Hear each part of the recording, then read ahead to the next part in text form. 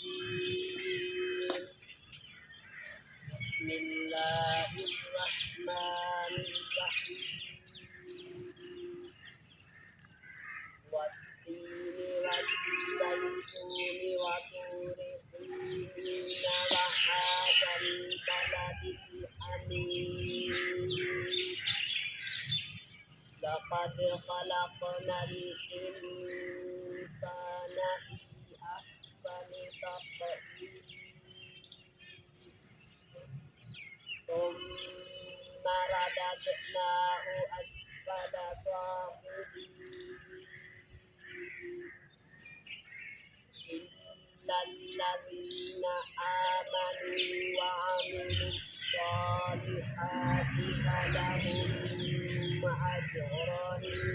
ممنون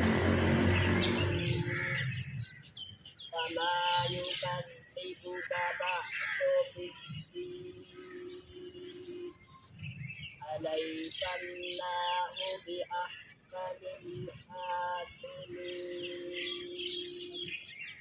صدق الله العظيم.